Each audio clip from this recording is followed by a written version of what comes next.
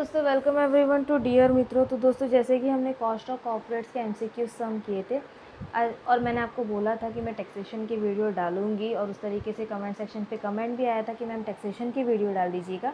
तो यहाँ पे आपके लिए टैक्सेशन की वीडियो अपलोड हो रहा है।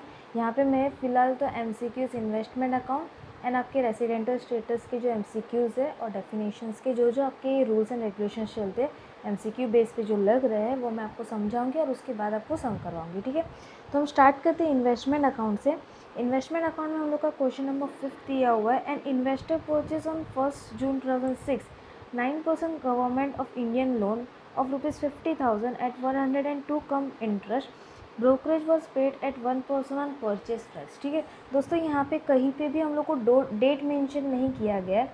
तो हम क्या करेंगे, हम डेट एक्सेप्ट करेंगे 1 अप्रैल से, क्योंकि हमारा अकाउंटिंग ईयर जो है 1 अप्रैल से ही चलता है। ठीक है, तो अब हम लोग को यहाँ पे क्या करना है, कम इंटरेस्ट बोला तो हमको इंटरेस्ट माइनस करना पड़ेगा। और ये ख़रीदा कब था, 1 जून को। ठीक है, तो हम करेंगे सबसे पहले तो मार्केट वैल्यू निकालेंगे 50,000 का 102%। 50,000 का 102% किया तो हमारा आया 51,000। देन एस परचेज है, जैसे कि मैंने आपको वीडियो में बताया था कि इसमें ब्रोकरेज प्लस होता है। अगर आपने वो वीडियो किया होगा तो आपको पता ही होगा कि इसमें ब्रोकरेज हम लोग का प्लस होता है। तो इसका 1% हम कर देंगे तो हम लोग का कितना है, 510। ठीक है, अब हम लोग को कम इंटरेस्ट बोला है। कम इंटरेस्ट होने की वजह से हम लोग को इंटरेस्ट क्या करना पड़ेगा, माइनस करना पड़ेगा। अब इंटरेस्ट हम लोग निकालेंगे 50,000 और उसका कितना परसेंट दिया है, 9%। और लास्ट इंटरेस्ट हम लोग को कब मिला हुआ है, अप्रैल। तो हमारा कितना मंथ जा रहा है, 2 50,000 इंटू 9% इंटू 2 डिवाइड बाई 12 हम लोग कर देंगे तो हमारा कितना है, 750। ठीक है, अब उसके बाद 51,000 प्लस 510 माइनस 750 कर दिया तो हमारा आंसर कितना आ गया, 50760, जो कि आपके एमसीक्यू का आंसर है। ओके, अब उसके बाद क्वेश्चन नंबर 6 दिया हुआ है। Dairies Patel had on 1 Jan 2018 10% debenture of ₹1 lakh. Out of this, he sold debenture of ₹20,000 at 96% cum interest on 15th April 2018. Then he purchased debenture of ₹40,000 on 15 June 2018 at 102x interest. Interest is payable on 30 June and 31st December. He received 30 June interest as follow. तो हम लोग को यहाँ पे दोस्तों क्या निकालना है, इंटरेस्ट निकालना है। सबसे पहले तो हम लोग देख लेंगे कि यहाँ पे क्या, कब और कौन सा परचेज़ किया और सेल्स किया। ठीक है, तो यहाँ पे हम लोग को दिया था 1 जन को परचेज़ कर रहे हैं 1 लाख। ठीक है, मैं इसके बाजू में लिख रही हूँ परचेज़। देन उसके बाद उन्होंने बोला 15 अप्रैल को सेल्स कर रहे हैं, कितना वैल्यू, 20,000। ओके, और उसके बाद 15 जून को वापस परचेज़ कर रहे हैं हम लोग का 40,000। ठीक है, इसके सामने मैं लिख दे रही हूँ सेल्स एंड इसके सामने मैं लिख दे रही हूँ परचेज़। दोस्तों, आप सभी ने अगर इन्वेस्टमेंट अकाउंट किया होगा तो आप सभी को पता होगा कि इंटरेस्ट हम लोग के टोटल वैल्यू जो बची रहती है उसी के ऊपर करते। तो हमारा परचेज़ में से सेल्स को हमको क्या करना पड़ेगा, माइनस। तो हम लोग यहाँ पे करेंगे 1 लाख माइनस 20,000 प्लस 40,000, क्योंकि वो भी हमारा परचेज़ ही था। तो हमारे पास कितना वैल्यू बचा है, 1,20,000। हम लोग को इंटरेस्ट जो है 1,20,000 के ऊपर निकालना है। 1,20,000 का कितना परसेंट आपको दिया था, 10%। ठीक है, और लास्ट इंटरेस्ट कब मिला होगा, हम लोग को 2 इंटरेस्ट डेट दिया था, 30 जून और 31 दिसंबर। तो लास्ट इंटरेस्ट हम लोग का मिला होगा 31 दिसंबर। इसकी वजह से हम करेंगे इंटू 6 डिवाइड बाई 12। 1,20,000 का 10% इंटू 6 डिवाइड बाई 12 कर दिया तो हमारा इंटरेस्ट आ गया 6,000, जो कि हमारा आंसर हो गया। उसके बाद दोस्तों हम लोग का है क्वेश्चन नंबर 7 पे हम लोग को बोला है on 1/7/2017 Vasant Parekh purchase 10% debenture of ₹1,50,000 for ₹1,60,000। He had paid brokerage 1% on purchase price. हम लोग को सिर्फ यहाँ पे परचेज प्राइस के ऊपर ब्रोकरेज निकालना है। तो 1,60,000 और उसका 1% कर देंगे। 1,60,000 का 1% कर दिए तो हमारा कितना है, 1,600। देन हम इनको प्लस कर देंगे दोनों को, तो हमारा आंसर कितना हो जाएगा, 161600। ओके, ये हम लोग का कंप्लीट हो गया। उसके बाद दोस्तों हमारा है क्वेश्चन नंबर 8 पे हम लोग को दोस्तों मैं सॉल्व करने से पहले ही बोल रही हूँ 8 का आंसर थोड़ा बहुत रॉन्ग है इसके अंदर, बुक के अंदर। तो आप जो मेथड है वो सिर्फ समझ लीजिएगा, बाकी आंसर के हिसाब से मत जाइएगा। यहाँ पे दिया है on 1 April 2017 Ramesh Chauhan had 8% government security of ₹1 lakh and its capital value is ₹99,250। दोस्तों मैं यहाँ पे जैसे जैसे नंबरिंग आ रहा है मैं नंबरिंग लिखते जा रही हूँ। 1 अप्रैल हम लोग की फेस वैल्यू थी 1 लाख एंड हमारी मार्केट वैल्यू थी 99,250। यहाँ पे मैं ऊपर लिख दे रही हूँ face value and market value, ठीक है। उसके बाद उन्होंने बोला है 1 अगस्त 2017 को he purchase other security of ₹30,000 at 10% cum interest of this on 1 November 2017 he sold security of ₹40,000 ex interest. तो दोस्तों सबसे पहले तो हम लोग को यहाँ पे परचेज़ किया है तो परचेज़ का कैपिटल वैल्यू निकालना पड़ेगा, ठीक है। तो 1 अगस्त को उसने परचेज़ कितना किया था 30,000। हम लोग इसका कैपिटल वैल्यू निकाल देंगे। किस तरीके से निकालते हैं, 30,000 का कितना परसेंट हम लोग को दिया है 101%। सबसे पहले तो हमको ये करना है 30,000 का 101% किया तो हमारा कितना आया 30300, ठीक है। और उसके बाद उन्होंने बोला है कम इंटरेस्ट है। कम इंटरेस्ट होने की वजह से हमारा लास्ट इंटरेस्ट कब मिला होगा 31 मार्च, क्योंकि यहाँ पे कोई और डेट नहीं दी है तो हम 31 मार्च के बाद से काउंट करेंगे अप्रैल मई जून जुलाई और अगस्त नहीं करेंगे क्योंकि 1 अगस्त है। तो इसकी वजह से हमारा कितना मंथ हो रहा है 4 मंथ। तो हम करेंगे 30,000 और इसका 8% इंटू 4 डिवाइड बाई 12। 30,000 का 8% इंटू 4 डिवाइड बाई 12 कर दिया तो इंटरेस्ट आ गया हमारा 800।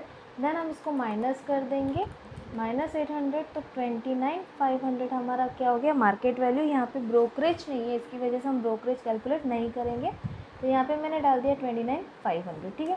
अब दोस्तों उन्होंने बोला है उसके बाद सेल्स कर रहे 1 नवंबर को एक्स इंटरेस्ट पे। हम लोग को क्या करना है तो हम लोग को इनकी कैपिटल वैल्यू निकालनी है। तो हम लोग यहाँ पे कर देंगे 1 लाख में से कितना सोल्ड हो रहा है 40,000, ठीक है। तो बचेगा कितना 60,000। अब 1 लाख के ऊपर 99,250 वैल्यू है तो 60,000 के ऊपर कितना, पहले तो हम ये कर लेंगे, ठीक है। तो हमारा आएगा 99,250 इंटू 60,000 डिवाइड बाय 1 लाख। हमारा वैल्यू कितना हो गया 59,550। और दूसरे वाले स्टॉक को हमने इस्तेमाल किया ही नहीं है तो इसको जैसा वैल्यू है वैसे का वैसे ही रख दो, यानी 29,500। देन इनको प्लस कर दो, हमारा वैल्यू आ रहा है 89,050 जबकि टेक्स्ट बुक में आंसर दिया हुआ है 89,350। दोस्तों यहाँ पे सेल्स का वैल्यू कितने में एक्स इंटरेस्ट कितने का किया वो उन्होंने नहीं बताया या उसकी मार्केट वैल्यू भी नहीं बताई। इसके लिए मैंने आपको सिर्फ बोला आप मेथड सीख लीजिएगा, आंसर आपका मैच नहीं करेगा, ओके। अब उसके बाद क्वेश्चन नंबर 9 है। 9 में हम लोग को बोला है on 1 July 2017 Prince Patel purchase 15% debenture of 2,47,500 for 2,64,000। Then he paid brokerage 1% on purchase price. Interest rates are 30 June and 31 December।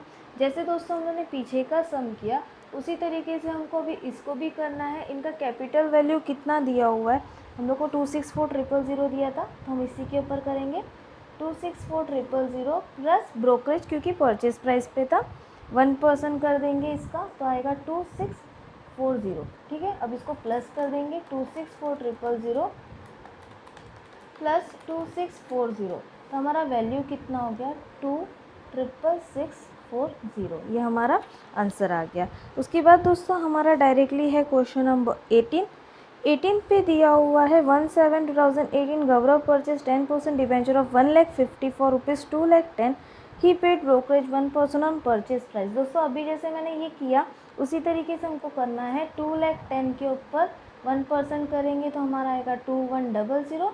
Then हम उसको प्लस कर देंगे 2100 तो हमारा आंसर आ गया 212100। तो दोस्तों यहाँ पे हमारा इन्वेस्टमेंट के जो प्रैक्टिकल सम थे वो ख़त्म हुए। अब दोस्तों हम लोग चलते हैं डेफिनेशन पे। डेफिनेशन पे जाने से पहले दोस्तों मैं आपको एक चीज़ बताने वाली हूँ। यहाँ पे आपको थोड़ा सा दिमाग ख़राब होगा या आप समझ लो थोड़ा सा आपका प्रेशराइज होगा इसके रूल्स पढ़ने के लिए, क्योंकि रूल्स के बेस पे ही आपको सोल्यूशन मिलेंगे, ठीक है। तो आपको रूल्स याद करने पड़ेंगे, अगर रूल्स याद रहे तो आप सोल्यूशन के ऊपर सही तरीके से जा सकते हो। अब हमारे एमसीक्यूज़ में जो रूल्स लग रहे हैं वो रूल्स के बारे में मैं आपको थोड़ा सा बता दूंगी। हम लोग को यहाँ पे मोस्टली इनकम टैक्स के बारे में करने बोला है तो इनकम टैक्स का आपका चैप्टर में ये पूरा उनका टेबल दिया हुआ है, आप देख सकते हो पेज नंबर 10 पे। मैं आपके लिए वो लिंक प्रोवाइड कर दूँगी या आपके लिए वो पेज प्रोवाइड कर दूँगी। यहाँ पे हम लोग को इनकम टैक्स का रेट बताया कि किस तरीके से कौन से अमाउंट पे उनको इनकम टैक्स पे करना है। तो सबसे पहले अगर जनरल टैक्स पेयर होगा जिसका एज 60 या उससे लेस हुआ तो उसकी इनकम के हिसाब से टैक्स बता रही हूँ मैं। 2,50,000 रहा तो एग्जेम्प्टेड होता है, 5 लाख रहा तो 5%, 5 लाख से लेके 10 लाख रहा तो 20% और अबो 10 लाख रहा तो 30%। ठीक है। उसके बाद बिटवीन 60 to 80 ईयर्स रहा, 3 लाख से लेके 3 लाख तक हम लोग का नो टैक्स है। फिर 3 से लेके 5 तक का हम लोग का 5% टैक्स रेट हो रहा है। 5 लाख से लेके 10 लाख का 20% और 10 लाख एंड अबो रहा तो 30%। ठीक है। और अगर कोई सीनियर सिटीज़न रहा मतलब 80 ईयर्स के ऊपर तो up to 5 lakh no tax, 5 lakh to 10 lakh 20% and above 10 lakh 30%। तो दोस्तों आपको ये चीज़ याद रखनी है। उसके साथ हमारा सरचार्ज आता है जो कि एजुकेशन सेस और हायर एजुकेशन सेस आता है, तो आपको वो चीज़ भी यहाँ पे इंक्लूड करनी है। ठीक है। तो दोस्तों हम लोग सम पे चलते हैं। हमारा सम का शुरुआत हो रहा है क्वेश्चन नंबर 2 से। सेकेंड में हम लोग को दिया हुआ है what would be the total tax liability of N Indian resident of mister Dave who is 59 years old. दोस्तों यहाँ पे मैंने स्टार्टिंग में ही बोला हम लोग के टैक्स के बेस पे सब काम आएगा। तो यहाँ पे इसकी एज देखो कितनी है, 59 ईयर्स ओल्ड का है। उस total income for the assessment year is 1819 is 3,20,000। तो जो हम लोग का रूल था वो सबसे पहले तो क्या था, फर्स्ट हम लोग का था 2,50,000 पूरा का पूरा एक्सेम्प्टेड होता है। तो इसकी वजह से यहाँ पे मैं लिख रही हूँ बीइंग एक्सेम्प्टेड। ठीक है। और वैल्यू हमारी क्या हो जाएगी, नील, क्योंकि वो पूरा का पूरा ज़ीरो हो गया। ठीक है। अब उसका जो एडिशनल अमाउंट बचा है दोस्तों, कितना उसका अमाउंट था 3,20,000। 3,20,000 में से 2,50,000 को हम माइनस कर देंगे तो कितना बचेगा 70,000। जो भी अबव इनकम रहेगी उसका हम लोग को कितना परसेंट देना था, 5%। ठीक है। तो 70,000 का हम 5% दे देंगे तो हमारा वैल्यू कितना आ गया 3,500। ये हमारा सबसे पहले तो टैक्सेबल हो गया। ठीक है। उसके नीचे हम करेंगे रीबेट, लेस रीबेट। जो भी हमारा 2,50,000 है उसका हम लोग का 100% जो भी होगा 2,50,000 और इसका 1% कर देंगे तो हमारा कितना आएगा, 2,50,000 का 1% किया तो 2,500 आया। दोस्तों हम लोग दोनों कंपेयर करेंगे, 3,500 और 2,500 दोनों में से जो कम रहेगा वो लेस में जाएगा। तो हमने 2,500 डाल दिया, इसको माइनस कर दिया तो हमारा आंसर कितना आ गया 1,000। ठीक है। इसके बाद हम लोग को क्या ऐड करना है, एजुकेशन सेस और हायर सेकेंडरी एजुकेशन। तो दोस्तों आपने थोड़े बहुत सम अगर किए होंगे तो आपको पता होगा सेकेंडरी एजुकेशन और एजुकेशन सेस का दोनों का परसेंटेज अलग अलग रहता है। तो यहाँ पे मैं एजुकेशन सेस डाल रही हूँ। हमारा जो भी अमाउंट बचा है 1,000, इसका कितना परसेंट हम लोग को लेना पड़ेगा, 2%। ठीक है। ये हमेशा फिक्स रहता है। तो हमारा कितना आया 20। और उसके बाद हायर सेकेंडरी का अलग से रहता है, तो हायर एजुकेशन का हम लोग अलग से करेंगे। हायर एजुकेशन का रहता है 1,000 का 1%। ठीक है। 1,000 का 1% हम लोग ने कर दिया तो 10 आ गया। देन इन सबको प्लस कर देंगे, 1,000 + 20 + 10 हम लोग का आंसर हो गया 1,030। ओके। उसके बाद नेक्स्ट हम लोग को बोला है what would be the total tax liability of N Indian resident Mrs x 59 years old whose total income for the assessment 2018-19 is 1,75,30,000। दोस्तों यहाँ पे डायरेक्टली देखो, अभी हम लोग कर रहे थे वो सम सिर्फ लैख के ऊपर था, लेकिन ये मिस एक्स है। सबसे पहले तो ये लेडी है, फीमेल है। ठीक है। तो इसका अलग से एग्जाम्पशन आता है और उसके साथ ये कितना इनकम कमा रही है, 1 करोड़ के ऊपर इनकम कमा रही है। तो हम लोग का 25 लाख से कुछ होने नहीं वाला। हम क्या करेंगे, सबसे पहले तो फर्स्ट हम लोग का जैसे था ऊपर में वैसे 2,50,000 पूरा का पूरा एग्जेम्प्टेड हो गया, बीइंग एग्जेम्प्टेड। ठीक है। तो ये हम लोग का क्या हो जाएगा, नील। देन हम लोग का कंडीशन था 5 लाख तक। ठीक है। तो सेकेंड हम लोग का हो जाएगा 2,50,000 और उसका कितना परसेंट दोस्तों, सेकेंड हम लोग ने किया था 5%। तो 2,50,000 का 5% कर देंगे तो हमारा कितना आ जाएगा 12,500। ठीक है। थर्ड हम लोग का रहता है 5 लाख 5 लाख का कितना परसेंट बताया हम लोग को, हमारे चार्ट में देख सकते हैं आप, 5 लाख का हमारा 20% रहता है। तो 5 लाख का 20% हम लोग ने किया तो हमारा आ गया 1 लाख। और उसके बाद जो भी अमाउंट बची है 10 लाख एंड अबोव, यहाँ पे हम लोग का 2 लाख 50, 2 लाख 50, 5 लाख और उसके बाद 10 लाख एंड अबोव रहता है। तो 10 लाख एंड अबोव के ऊपर जो भी बैलेंस बचेगा उसके ऊपर हम लोग का लगता है 30%। ठीक है, तो हम पहले तो कैलकुलेट कर देंगे। टोटल वैल्यू उसकी कितनी थी 1753, 4 टाइम्स 0 माइनस 2 लाख 50, 2 लाख 50, 5 लाख। तो हमारा कितना बच रहा है 1653 बच रहा है।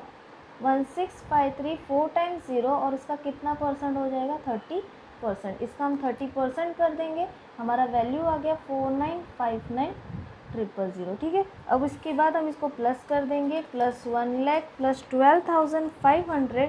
तो हमारा आंसर आ गया 50,71,500। ये हमारा आंसर आ गया।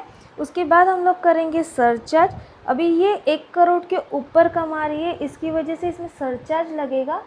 और सरचार्ज हम लोग का कितना परसेंट रहता है, जो भी हमारी वैल्यू रहती है उसका 15%। ठीक है, 50,71,500 और इसका 15% हम लोग का सरचार्ज हो जाएगा। इसका 15% हमने किया तो हमारा वैल्यू कितना आया 760725। अब दोनों को हम प्लस कर देंगे 50,71,500। तो हमारा फाइनल वैल्यू आ रहा है 583,225। ओके, अब इसमें चलेगा एजुकेशन सेस और हायर एजुकेशन सेस। जो हम लोग के ऊपर परसेंटेज थे वही मैं यहाँ पे कर रही हूँ। एजुकेशन सेस का हमारा कितना परसेंट था 2% प्लस हायर एजुकेशन सेस का हमारा कितना परसेंट था 1%। ठीक है, हमारा वैल्यू जो आया उसका 2% हम लोग कर देंगे तो हमारा कितना आया 11,66,44.5। वापस 583,225 का हम लोग का 1% कर दिया तो उसका वैल्यू आया 58322। तो हम लोग का इसका टोटल कितना वैल्यू होगा जो कि टैक्स लायबिलिटी होगा प्लस 11,66,44 प्लस 583,225। हमारा टोटल टैक्स लायबिलिटी जो है वो हो जाएगा 600,719, 600,719। दोस्तों मैंने यहाँ पे एकदम ही नीचे में आंसर लिखा है, होपफुली आप वीडियो देख रहे होंगे। अगर आप अपने बुक्स में कर रहे हो तो आपको ये पता चल जाएगा कि क्या कैलकुलेशन है। ठीक है, उसके बाद हम लोग का है क्वेश्चन नंबर 4 पे दिया है what would be the total tax liability of Mister Y 68 year whose total income for the assessment year 18-19 is 6,20,000। यहाँ पे हम लोग का 68 ईयर है तो 68 ईयर का शुरुआत कहाँ से होता है 3 लाख से शुरुआत होता है। तो हम लोग यहाँ पे 3 लाख से शुरुआत कर देंगे। ठीक है, फर्स्ट हम लोग का रहेगा 3 लाख जो कि पूरा का पूरा एग्जेम्प्टेड होता है। तो यहाँ पे मैं लिख रही हूँ बीइंग एग्जेम्प्टेड, ये आपकी चार्ट में है, इसकी वजह से मैं आपको पहले ही बोली आप चार्ट रेफ़र करना। ठीक है, उसके बाद हम लोग का रहता है 2 लाख, जो भी हम लोग का बैलेंस रहता है उसका 2 लाख का 5%। दोस्तों पहले हम लोग जो कर रहे थे उसमें 2,50,000 था, अब 2 लाख आ गया, 2 लाख का 5% कर देंगे तो हमारा कितना हो जाएगा 10,000। थर्ड, हम लोग की जो बैलेंस अमाउंट बच रही है वो बैलेंस अमाउंट के ऊपर 20%। तो दोस्तों यहाँ पे उसकी टोटल इनकम कितनी थी 6,20,000। 6,20,000 में से पहले तो 3 लाख का चला गया, देन उसके बाद 2 लाख का चला गया, तो हम लोग का कितना बचा 1,20,000। 1,20,000 के ऊपर कितना परसेंट है 20%। तो इसका 20% कर देंगे हम, हमारा वैल्यू हो जाएगा 24,000। अब इनको हम प्लस कर देंगे, प्लस 10,000 तो हम लोग का आएगा 34,000। ठीक है, उसके बाद हमारा सरचार्ज कुछ एक्सेप्टेबल होगा नहीं, क्योंकि मैंने पहले ही बोला कि करोड़ के ऊपर अगर हमारा वैल्यू गया तो हम लोग का सरचार्ज लगता है, वरना नहीं लगता। तो हमारा वैल्यू क्या हो जाएगा 34,000 ही रहेगा। फिर उसके बाद हमारा आएगा एजुकेशन सेस। जैसे पिछले सम में हम लोग ने एजुकेशन सेस किया वैसे इस सम में भी हम लोग को एजुकेशन सेस करना है। क्या क्या एजुकेशन सेस में आता है, एक नॉर्मल एजुकेशन सेस रहता है जो कि 2% रहता है। सेकेंड, हायर एजुकेशन सेस रहता है जो कि हमारा कितना परसेंट होता है 1%। ठीक है, हमारा वैल्यू कितना है 34,000, इसका 2% हम कर देंगे तो आएगा 680 और 1% कर देंगे तो आएगा 340। इसको प्लस कर दोगे तो टोटल टैक्स लायबिलिटी हमारी कितनी जा रही है 35020। ओके, ये हो जाने के बाद क्वेश्चन नंबर 5 फिफ्थ में बोला है what would be the total tax liability of Miss Y 82 years whose total income for the assessment year is 2018-19 is 5,65,000। दोस्तों 82 ईयर्स मतलब वो काफ़ी सीनियर हो गई है, तो सीनियर्स के हम लोग की पहले स्टार्टिंग रेट कहाँ से चालू होते हैं 5 लाख से, तो हम लोग फर्स्ट करेंगे 5 लाख और वो क्या हो जाएगा बीइंग एग्जेम्प्टेड। दोस्तों ये सब मैं चार्ट के बेस पे ही चल रही हूँ, तो आपको चार्ट काफ़ी अच्छे से याद करना पड़ेगा तो ही आप इसके सम कर सकते हो, ठीक है। अभी सेकंड उसका जो बैलेंस बचा, कितना वो अमाउंट टैक्स पे करने के लिए रेडी थी 5,65,000। 5,65,000 में से 5 लाख तो एग्जेम्प्टेड हो गया, यानी बचा 65,000 और उसके ऊपर कितना परसेंट है 20%। 65,000 का 20% कर दिया तो आया हमारा 13,000, यही हमारा टोटल हो गया। अब उसके बाद यहाँ पे सरचार्ज होगा नहीं, क्योंकि करोड़ के ऊपर इसका पैसा नहीं जा रहा। फिर उसके बाद हम लोग यहाँ पे करेंगे education cess and then higher education cess. Education cess हमारा कितना परसेंट था 2% और हायर एजुकेशन सेस कितना था 1%, तो इसका 2% कर दिया आया 260, 1% करेंगे तो आएगा 130, देन इनको प्लस कर देंगे तो हमारा टोटल वैल्यू आ गया 13390। यहाँ पे हमारा जो टैक्स लायबिलिटी है उनका सम कंप्लीट हो गया। अब हम लोग चलेंगे नेक्स्ट, जो कि हम लोग का है रेसिडेंटल स्टेटस। रेसिडेंटल स्टेटस के हमारे कुछ सम्स है, हम लोग वो देख लेते हैं। दोस्तों रेसिडेंटल स्टेटस हम लोग चालू करने से पहले भी मैं आपको यहाँ पे कुछ कंडीशंस बताना चाहती हूँ, क्योंकि वो कंडीशंस आपके एप्लीकेबल होंगे, ठीक है।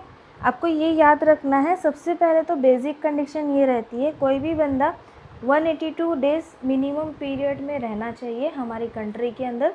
उसके बाद दो कंडीशन आती है, येस रेसिडेंट और no it is not resident, ठीक है। और सेकंड हम लोग की बेसिक कंडीशन रहती है he has to stay in India during the relevant previous year for minimum period of 60 days and more and during the 4 preceding previous year preceding to the relevant previous year for an aggregate period of 365 days or more।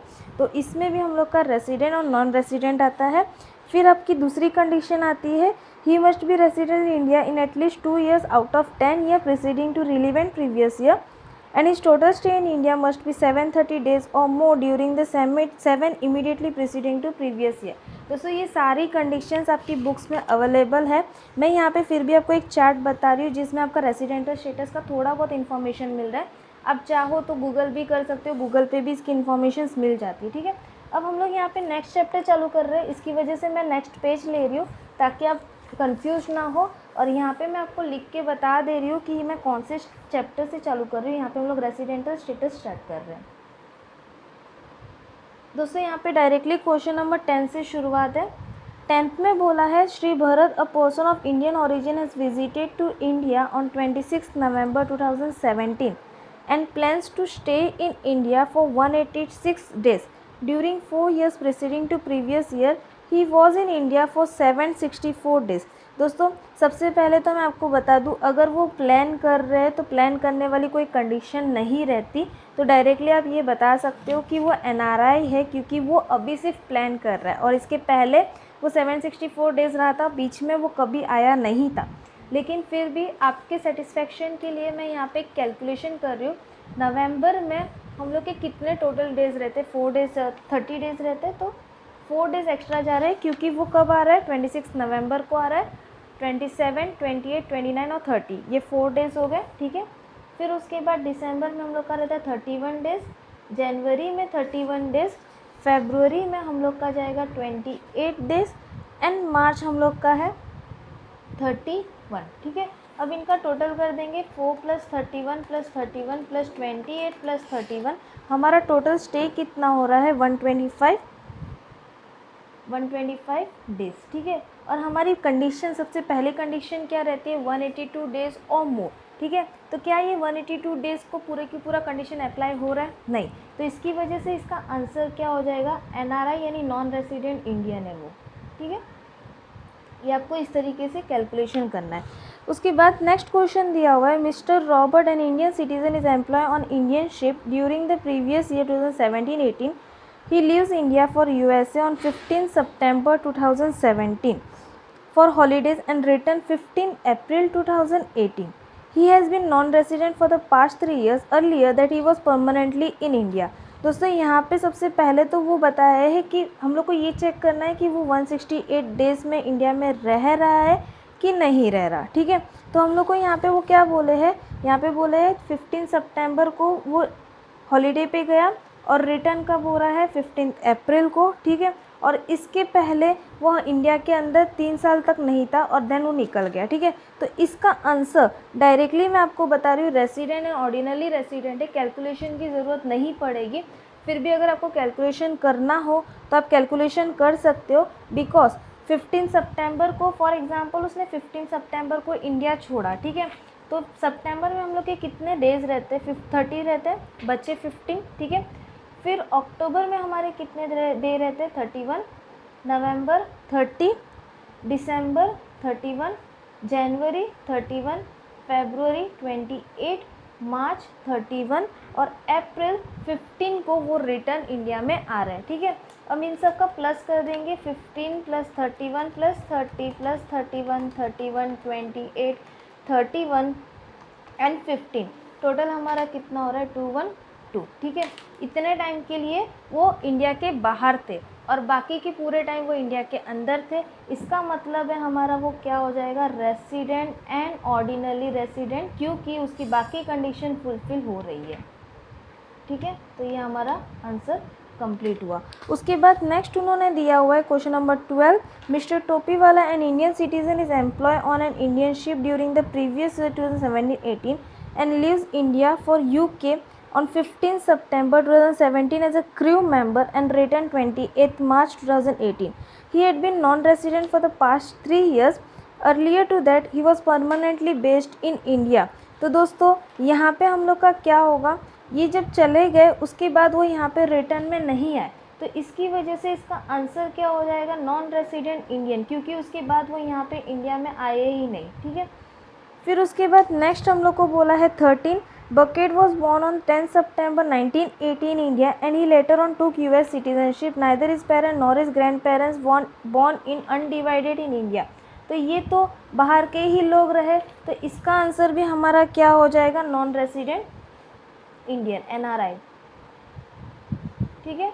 उसके बाद next हम लोग का दिया है, Sujan was born on 12 March 1984 in India and she later on took Britain citizenship. Both of her parents were born in India in 1969.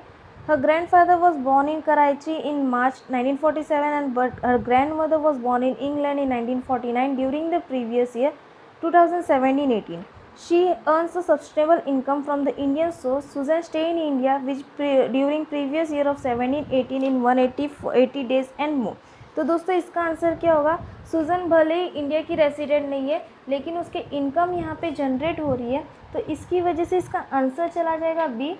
मैं directly answer लिख रही हूँ, Sujan is considered a person of Indian origin and accordingly her residential status and tax liability of income will be determined because her grandmother belongs to England and her grandfather belongs to India, that's why he has to pay, okay.